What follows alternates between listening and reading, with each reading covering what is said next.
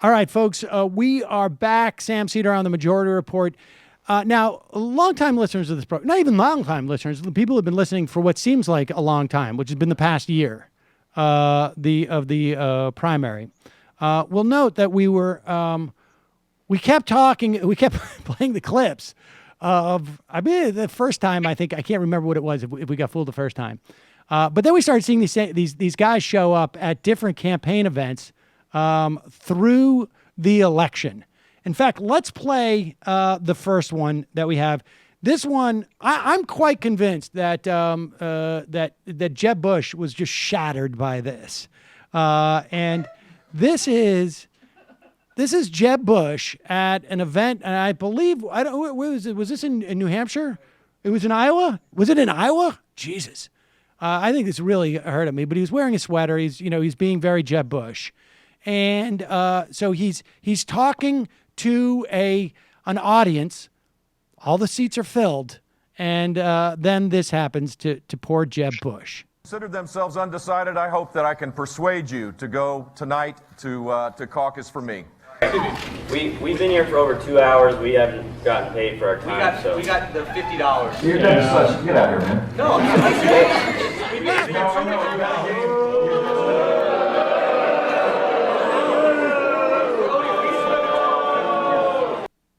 So they turn out to be two guys named who are a comedy duo named the Good Liars, Jason Selvig and Davram Stifler. Did I do your name right? Davram Stiefler, but close enough. Definitely close enough. Davram Stiefler. That's not too bad.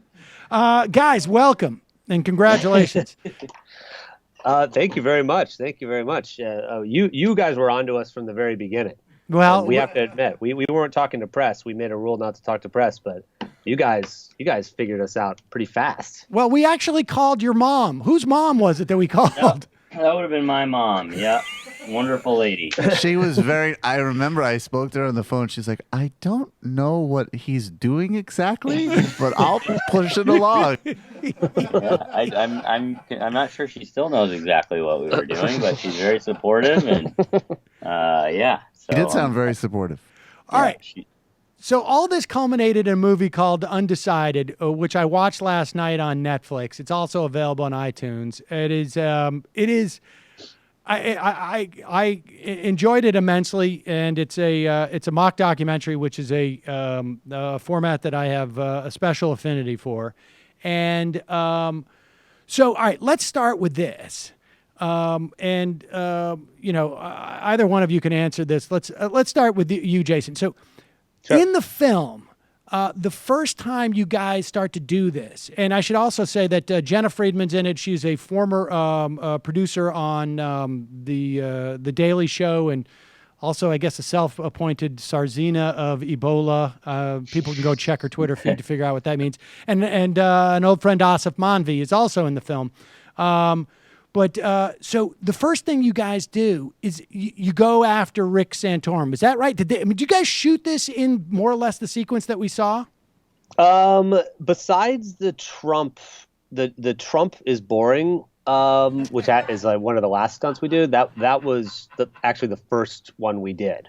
And when we got the idea to do the movie was after doing that stunt and seeing how people reacted to it. Yeah. So you guys didn't set out to do a movie. You were just doing this as stunts. Yeah, we shot a couple stunts first, but that was a very small percentage of the movie. And then as with some of our comedy in the past, realized that it definitely had some legs, and this election was shaping up to be pretty wild. So we started to rethink things, and thought we could be more ambitious about it. Yeah, to answer your question about Rick Santorum. That was the actual first day of shooting of the movie. We got to Iowa, and we thought maybe if we're lucky, we'll get to shake Rick Santorum's hand and say a funny line about him being my dad or something like that. And I just shook his hand and introduced myself. And from that point forward, he thought I was in charge of this whole thing. He thought I was the one who was like leading the whole gun place. Wait a second. Let me just tell this because people who don't realize this. They were at a gun range. And somehow, I'm watching this and I'm going how did this happen that both these guys are basically have their arms around Rick Santorum and are firing a weapon.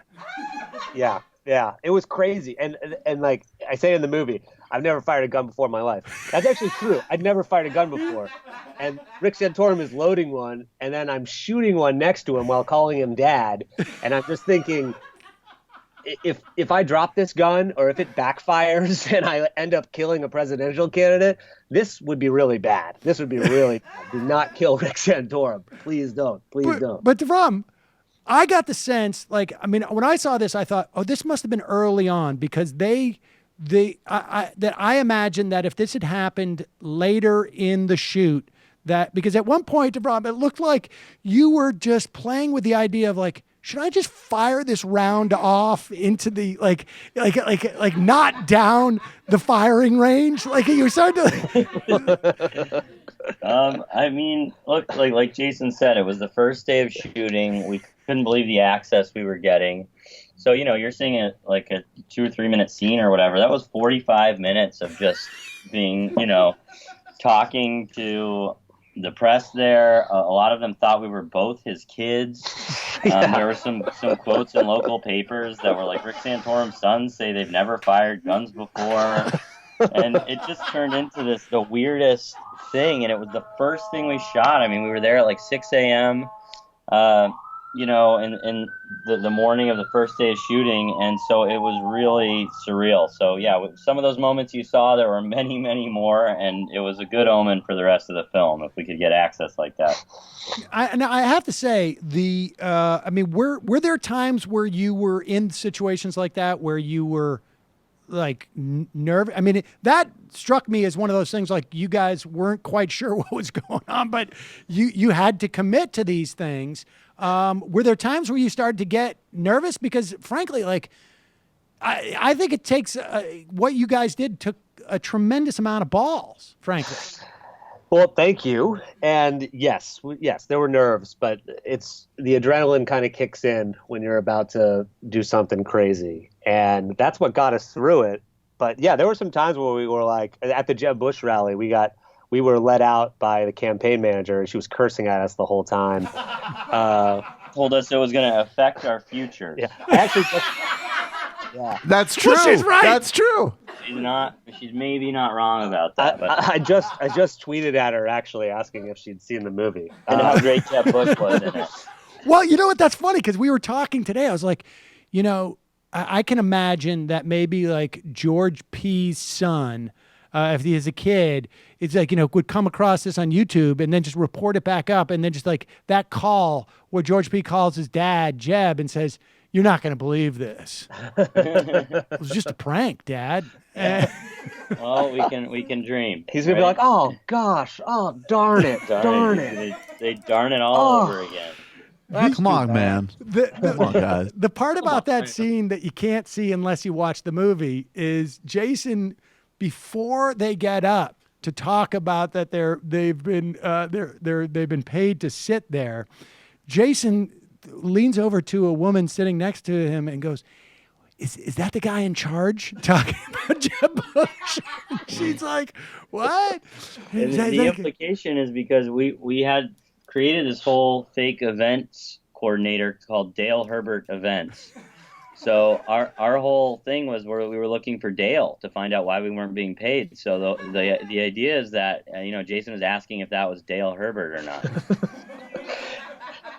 Yeah, and the thing you don't see in the movie is we go to a Rand Paul rally right before this, an event before it, and we're handing out flyers for Dale Herbert Events for seat fillers at a Jeb Bush rally.